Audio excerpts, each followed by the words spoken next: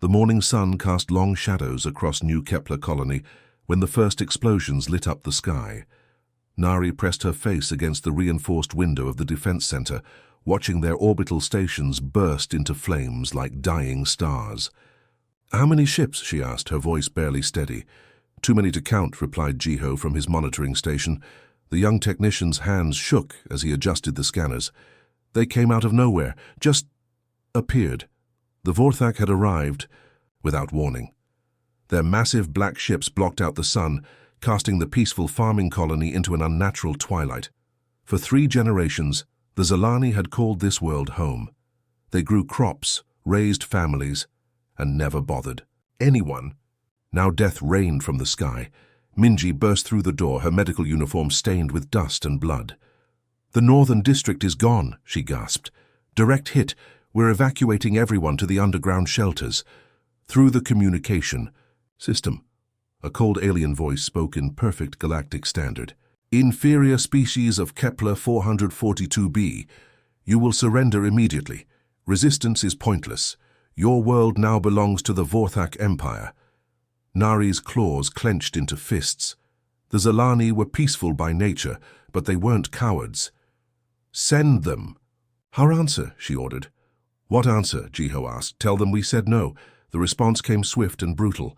Energy beams lanced down from the Vorthak fleet, turning buildings into ash. The colony's few defense satellites managed one desperate volley before being vaporized. Their shields, designed to protect against meteors and solar storms, crumbled. Under military-grade weapons. "Emergency Protocol 7, Nari commanded. "Get everyone underground, now." Families ran through the streets carrying whatever they could grab. Children cried for toys left behind. Elderly Zalani needed help reaching the shelter entrances. The community that had lived in peace for decades was dissolving into chaos. In the communication center, young Ari worked frantically at the long-range transmitter. "I'm boosting the signal as high as it'll go," she said, sweat beading on her forehead. "But I don't know if anyone will hear us out there." "Send it anyway," Nari replied. "Someone has to know what happened here." The distress signal shot out into space, carrying their coordinates and a simple message. "Under attack, need help, anyone." But space was vast and empty. The nearest Galactic Council outpost was weeks away. Even if they received the signal, even if they cared about one small colony, help would arrive too late. Another wave of explosions shook the ground. The main power grid flickered and died. Emergency lighting cast everything in an eerie red glow. "That's it," Ari said, stepping back from the now silent transmitter. "The array's gone, we're cut off." Nari looked around at the faces in the shelter, scared, desperate, but still hoping. These were good people who deserved better than this. They deserved to see tomorrow. "Then we hold out as long as we can," she said firmly. Maybe someone heard. Thus, maybe help is coming. Above them, the Vorthak fleet settled into position for a long siege. They had time, they always did. 3 days passed like a nightmare that wouldn't end. The underground shelters, built to house a few hundred people during storms, now held over 2,000 colonists. The air grew thick and stale. Children whimpered in the darkness, while parents tried to stay strong. Minji moved between the wounded, her medical supplies running dangerously low. A young Zalani farmer named Kyung held his burned arm close to his chest. "Will it heal?" he asked quietly. "It will," Minji lied, knowing she had no burn gel left. "Just keep it clean." She moved on before he could see the worry in her eyes. "How do you tell people you can't help them anymore?" The food situation was getting worse. Yoon, who managed the colony's supply depot, stood before a nearly empty storage room. "We have maybe 2 days of rations left," she reported to Nari. "After that?" "We'll figure something out," Nari said, but her voice lacked conviction. Outside, the Vorthak ships continued their slow bombardment. They weren't trying to destroy everything at once. They were playing with their prey, letting fear do most of the work. In the deepest part of the shelter, Jiho hunched over a makeshift radio, desperately scanning frequencies. Static filled the air. Sometimes he thought he heard voices, but they were always too far away or too faint to understand. "Anything?" asked Wu, an elderly engineer who'd helped build these tunnels decades ago. "Nothing that matters," Jiho admitted. The Galactic Council channels are dead. Even the emergency frequencies are quiet. Wu patted his shoulder.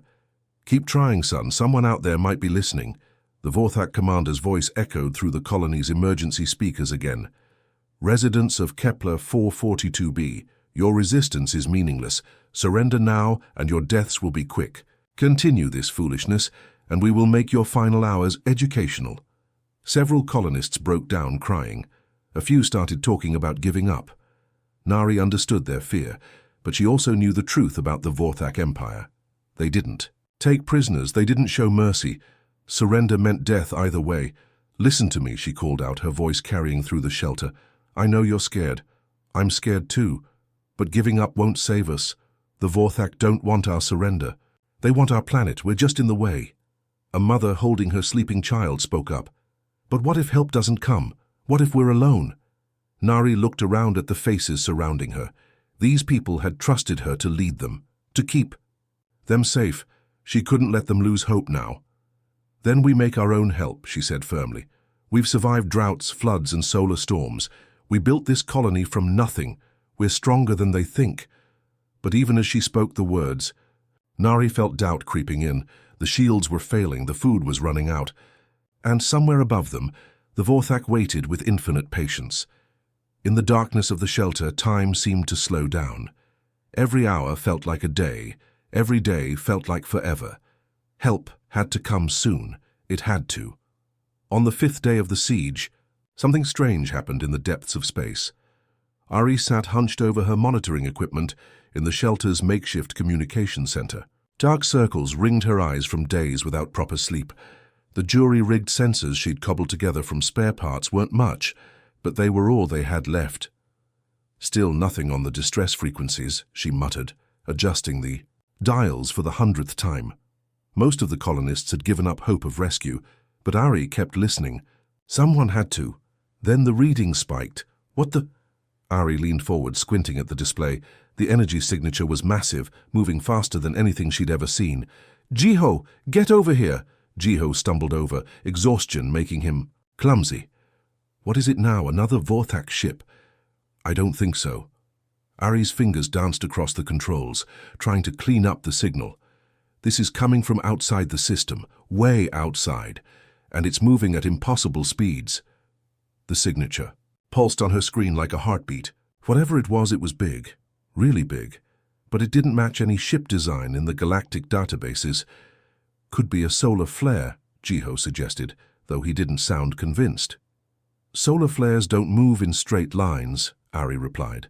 This thing has a destination, and unless I'm reading this wrong, it's heading straight for us. Word spread quickly through the shelter. Nari arrived within minutes, followed by Wu and several others. They crowded around Ari's small workstation, staring at the mysterious blip on the screen. How long until it gets here? Nari asked. Ari did quick calculations in her head.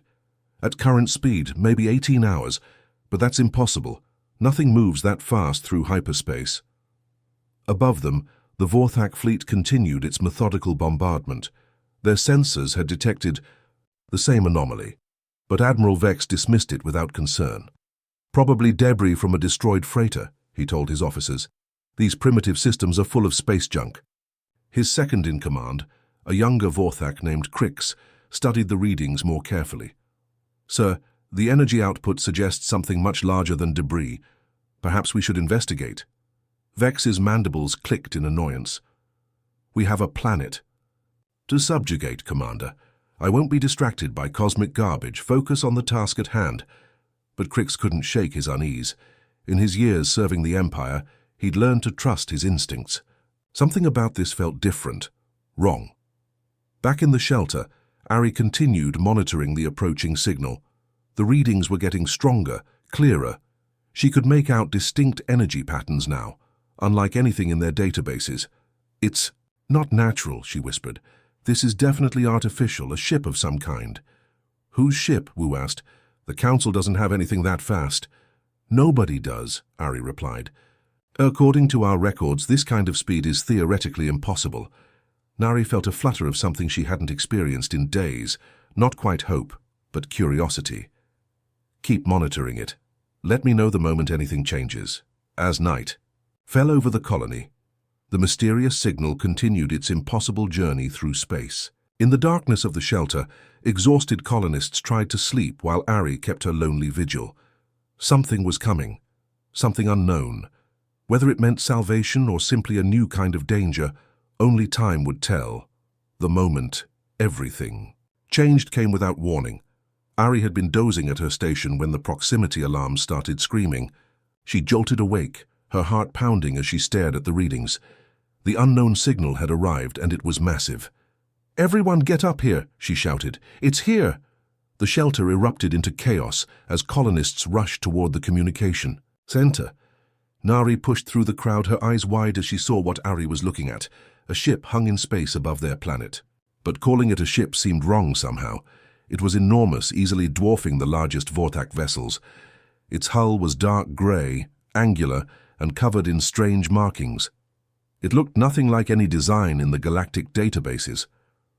"How big is that thing?" Jiho whispered. "Bigger than anything I've ever seen," Ari replied, her voice shaking. "It's almost 2 kilometers long." On the surface, the Vorthak fleet had noticed the newcomer. Admiral Vex studied the massive vessel through his ship's viewports, his confidence wavering for the first time since the siege began. "What species builds ships that large?" he muttered. "Unknown, sir," Commander Crix replied. "It's not in any of our databases. Should we hail them?" Before Vex could answer, the mysterious ship began broadcasting on all frequencies. The voice that came through was unlike anything they'd ever heard. It spoke in broken galactic standard, with strange pronunciation and unfamiliar rhythm. "Attention, all vessels in system. This is Human Starship UES Retribution.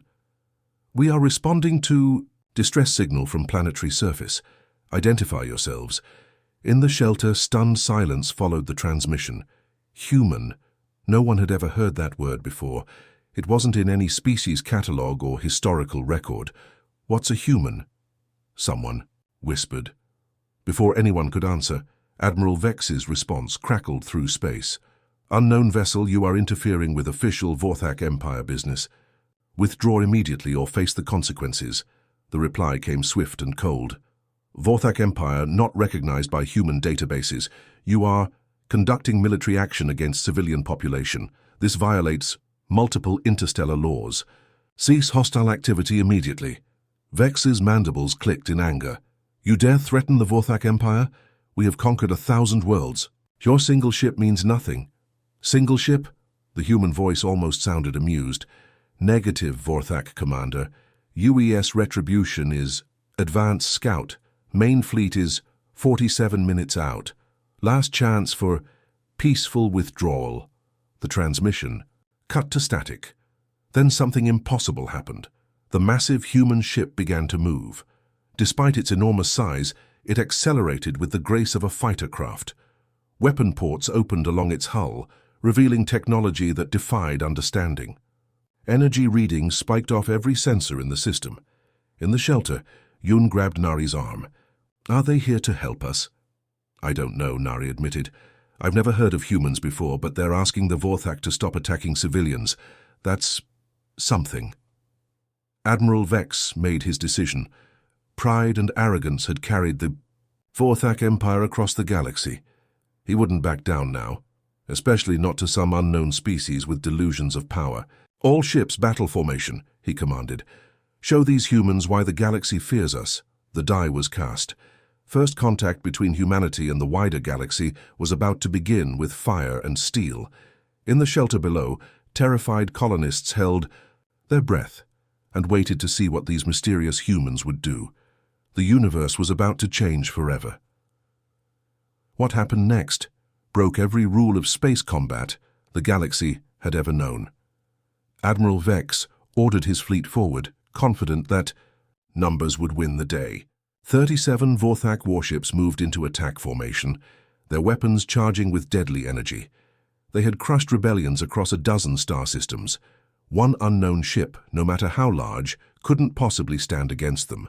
They were wrong. The human vessel, UES Retribution, moved like nothing they'd ever seen. Despite being almost 2 kilometers long, it twisted and rolled through space with impossible grace. The laws of physics seemed to bend around it. "How is it moving like that?" Commander Crix gasped, watching the massive ship dance between their weapon strikes. "Something that big should be slow, clumsy." Admiral Vex had no answer. His finest gunners were missing shots that should have been impossible to avoid. The human ship seemed to know where their weapons would fire, before they even pulled the triggers. In the colony's shelter, Ari stared at her readings in disbelief. "The energy output is off the charts," she whispered. "Their engines are generating more power than our entire colony uses in a year." "But how?" Jiho asked. "What kind of technology is this?" Before Ari could guess, the human ship opened fire. The weapons that emerged from its hull were unlike anything in galactic warfare.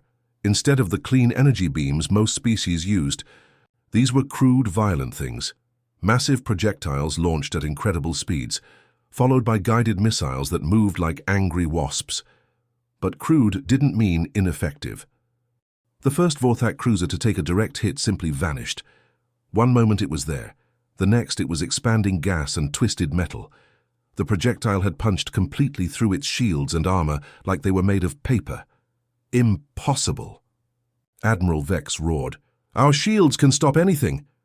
The human voice came over the communication channel again, still speaking that broken galactic standard. "Vorthak vessels you are, outgunned and outmatched. Surrender now and the crews will be spared. Continue fighting and no quarter will be given." Vex's pride overruled his common sense. "All ships, concentrate fire. Bring that monster down." The remaining Vorthak fleet unleashed everything they had. Energy beams that could crack planets lanced through space toward the human ship. For a moment, it seemed like nothing could survive such focused firepower. The human ship's shields flared to life, and the galaxy learned something new about impossible things. The shields didn't just absorb the energy. They seemed to drink it, growing brighter and stronger with each hit. When the Vorthak barrage finally ended, the human vessel was completely undamaged. "Energy absorption technology," Wu breathed in the shelter. "They're turning our weapons against us." But the humans weren't done demonstrating their superiority. The ship's hull began opening in dozens of places, revealing smaller craft that poured out like angry insects. These fighters were fast, agile, and absolutely fearless. They swarmed the Vorthak fleet, their weapons carving through armor that had seemed invincible just minutes before. The proud ships that had terrorized the galaxy for centuries were being torn apart by technology they couldn't understand. In his command center, Admiral Vex finally understood what terror felt like. These humans fought with a brutality and efficiency that made the Vorthak look like amateurs. The impossible had happened. The unstoppable Vorthak Empire was being stopped. The battle that followed would be remembered across the galaxy for generations. Captain Jiho Kim stood on the bridge of the UES Retribution, his face calm despite the chaos around him. Unlike the panicked Vorthak commanders, he moved with the precision of someone who had fought countless battles. His crew worked in perfect harmony, each person knowing exactly what to do. "Target their command ship," he ordered quietly. "Disable their engines first. I want them alive to answer questions." In the colony shelter, Minho watched the tactical display with growing amazement. "They're not just fighting randomly," he said to Nari. "Look at their formation. Every move is planned, calculated. The human fighters swarmed around the Vorthak vessels like predators hunting prey. But this wasn't mindless aggression. Each attack targeted specific weak points, weapon systems, shield generators, engine housings. They were systematically dismantling the enemy fleet piece by piece. "How do they know where to hit?" Yoon wondered aloud. "They've been watching," Ari realized. "They said they were responding to our distress call, but they knew exactly how Vorthak ships are built. They've been studying them." Admiral Vex's flagship shuddered as human torpedoes struck its port side. These weren't the clean energy weapons his species was used to. These were brutal, kinetic weapons that punched through armor and exploded inside. The damage was devastating. "Sir, we've lost main power," Commander Crix reported. "Hull breaches on decks 7 through 12. Vex couldn't understand it. How had one unknown species learned to fight so effectively? The Vorthak had conquered worlds for centuries using fear and overwhelming force, but these humans seemed immune to both. On the human ship, Captain Kim studied the tactical situation with cold eyes. They rely too much on their shields, he told his tactical officer. Once you get past those, their armor is actually quite thin. The tactical officer, a woman named Lieutenant Yoon Park, nodded grimly. Standard Imperial Navy doctrine would be to target their weapon systems next, sir. No, Kim replied. Target their communication arrays. I want them isolated, confused. Fear is a weapon too. It was a lesson humanity had learned through centuries of warfare against their own kind. Every conflict on Earth had taught them something new about combat, strategy, and the psychology of battle. While other species fought occasional wars, humans had perfected the art of destruction. The human fighters began targeting communication dishes and sensor arrays across the Vorthak fleet. Within minutes, the once coordinated enemy formation dissolved into chaos. Ships fired at empty space, collided with each other, and made desperate runs for hyperspace, only to find their jump drives disabled. This is impossible, Vex whispered, watching his fleet fall apart. We are the Vorthak Empire. We don't lose battles, but they were losing. Badly. Captain Kim opened a channel to the colony below. His voice, speaking much clearer Galactic Standard now, carried across every frequency. Colony survivors, this is Captain Kim of the Human Star Navy. Your ordeal is nearly over. We're going to make sure these bullies never bother anyone again. In the shelter, colonists began to cry with relief. For the first time in days, they had hope. These mysterious humans weren't just powerful, they were here to help. The age of Vorthak supremacy was ending, and humanity's introduction to the galaxy was just beginning. Just when Admiral Vex thought the battle couldn't get worse, space itself began to tear apart. Kyung, monitoring the sensor readings in the colony shelter, watched in amazement as new energy signatures appeared across his screen. More ships are coming, he announced, lots more. The fabric of space twisted and folded as quantum tunnels opened around the planet. One by one, human vessels emerged from impossible angles, their dark hulls gleaming under the system's star. They weren't as massive as the Retribution, but there were dozens of them. Where did they all come from? Wu gasped, staring at the tactical display. They said the main fleet was 47 minutes out, Ari reminded him. They kept their word. Admiral Vex felt his confidence crumble as he counted the new arrivals. 28 human warships now surrounded his battered fleet. Each one moved with that same impossible grace, positioning themselves with military precision that spoke of years of experience.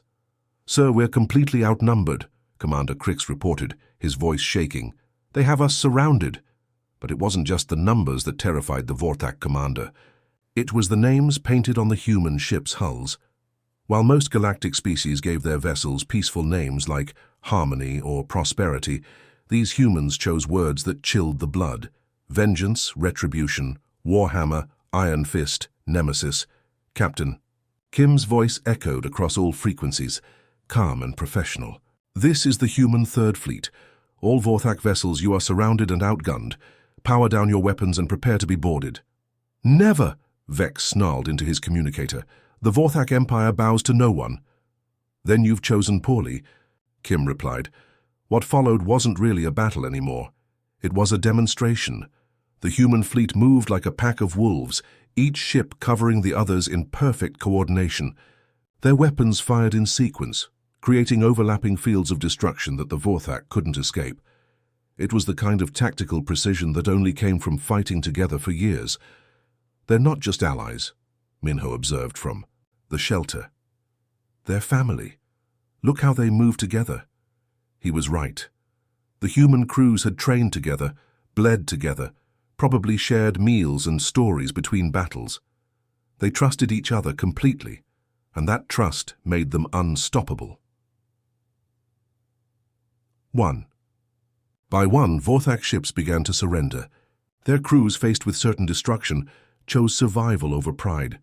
Only Admiral Vex's flagship continued to fight, its weapons firing wildly in all directions. Sir, we have to surrender, Crix pleaded. They're going to destroy us. Better. Death than dishonor, Vex growled, but his hands shook as he spoke. Captain Kim had seen this before. Pride was a dangerous thing in warfare. It made soldiers fight when they should retreat, and commanders sacrificed their crews for nothing. He'd watched it happen countless times in humanity's own bloody history. Target their life support systems, he ordered. Make them choose between pride and breathing. The next human salvo didn't destroy Vex's ship. Instead, it carefully disabled everything that kept the crew alive. Within minutes, the Vorthak were gasping for air in the dark. "We surrender." Crix transmitted desperately, "Please, we surrender." The tide hadn't just turned. It had become a tsunami, and the Vorthak Empire was drowning in it. The first human to set foot on Kepler 442b was nothing like what the colonists expected. Ambassador Yun stepped out of the shuttle wearing a simple blue uniform, her black hair tied back in a practical bun. She was smaller than most Zelani, with kind eyes that held depths of experience. Behind her came a small team of humans, medics, engineers, and translators. Nari approached cautiously, still not quite believing that rescue had actually come. "I'm Colony Coordinator Nari. We can't thank you enough for what you've done." Yun smiled warmly. "No thanks needed. We heard your call for help. That's what neighbors do for each other." "Neighbors?" Rin asked, confusion in her voice. "But we've never heard of your species before today." "That's because we're new to the neighborhood," Yun explained. "Humanity only discovered faster-than-light travel about 50 years ago. We've been quietly exploring, learning about the galaxy and its people." The human medics immediately went to work treating the wounded colonists. Their medical technology was different from galactic standard, more direct, more effective. Burns that Minji thought would take weeks to heal were closing within hours. "How is this possible?" Minji asked Dr. Jin, the lead human medic. "We've had a lot of practice fixing people," he replied sadly. "Humans have been fighting wars for thousands of years. We got very good at healing because we got very good at hurting." Meanwhile, human engineers worked alongside Wu to restore power to the colony. Their equipment was rugged, practical, designed to work in the worst conditions. Within hours, lights were coming back on across the settlement. "Your technology is so different from ours," Wu observed, watching them work. "We build things to last," replied Chief Engineer Yun. "When your homeworld tries to kill you every day, you learn to make stuff that doesn't break easily." As the rescue operations continued, Ambassador Yun sat with the colony leaders in what remained of the administrative building. She pulled out a small device that projected a three-dimensional map of the galaxy. "We've been tracking the Vorthak expansion for years," she explained, pointing to red areas on the map. "They've been moving through this sector systematically, conquering peaceful worlds." "Why didn't the Galactic Council stop them?" Nari asked. Yun's expression darkened. "Because the Council is afraid. The Vorthak are brutal, but they're also careful. They only attack species that can't defend themselves. The Council members stay safe in their core worlds and ignore the suffering at the edges." "But you came," Jiho said quietly. "You're not even part of the Council." "No, we're not. And frankly, after learning about their policies, we're not sure we want to be." Yun leaned forward. "Humanity believes in something simple. No one should face annihilation alone. Your people called for help, and we answered." "But why?" Rin pressed. "What do you gain from helping us?" Yun was quiet for a moment, looking out at the human and Zelani workers cooperating to rebuild the colony.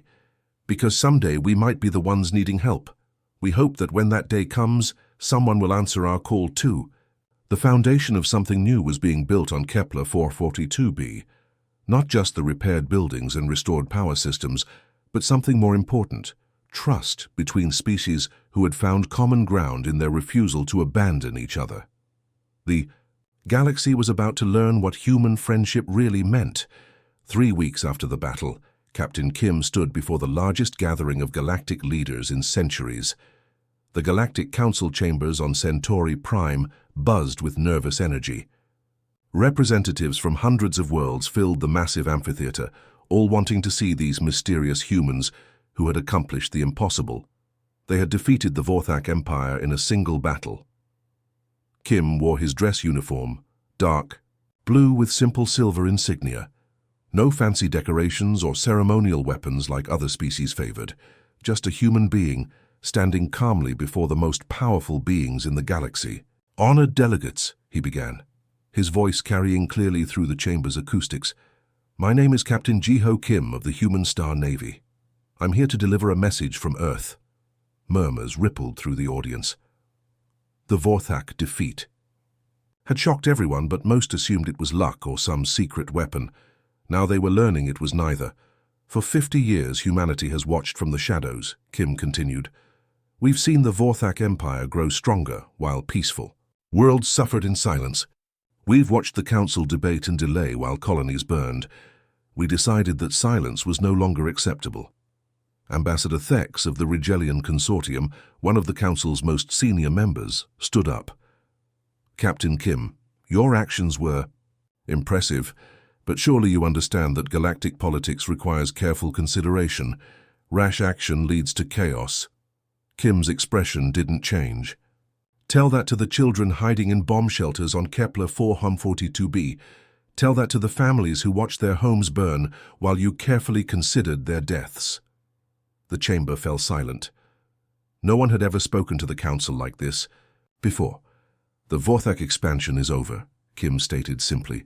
We've made that very clear to their surviving commanders. Any attempt to resume their conquest will be met with immediate response from the human fleet. You cannot police the entire galaxy, protested Councillor Vrek, her tentacles writhing with agitation. You're one species among thousands. You're right, Kim agreed. We can't be everywhere, but we don't have to be. He gestured to the observation deck, where Nari and other colony survivors sat with human officers. The Zelani are our allies now. So are the Kepler mining colonies, the frontier settlements, and every world that's tired of living in fear. On Earth, billions of humans watched the broadcast with quiet pride. Their children would grow up in a galaxy where bullies faced consequences. Kim pulled out a simple communication device. This transmitter connects directly to human command. Any world, any species, any colony that faces extinction can reach us instantly. We promise to respond. The implications hit the Council like a thunderbolt. Overnight, the balance of power had shifted completely. Small worlds no longer stood alone. Why? Asked Ambassador Thex quietly. What do humans gain from this? Kim smiled, for the first time during the entire speech. Something the Council seems to have forgotten. We gain friends. Real friends who stand together when darkness falls. He looked directly into the broadcast cameras, knowing his words would reach every corner of the galaxy. This is Earth's promise to the stars. No one fights alone anymore, no one dies forgotten. If you call for help, humans will answer. The age of abandonment was over. The age of alliance had begun, and in the depths of space, monitoring stations across 1,000 worlds began updating their databases with a single simple entry: humanity, friend,